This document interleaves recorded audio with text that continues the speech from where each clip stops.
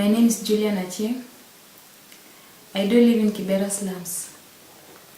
I finished my Kenya National Examination Council in 2011. I do have both parents, but they are not financially stable. They are not. I come to this organization through Sister Leonida. My ambition is to become a lawyer, so that I can defend my country against external and internal corruption.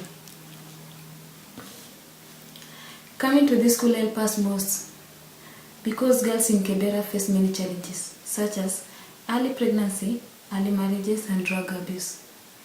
It also helps us because we share life experiences, we encourage one another.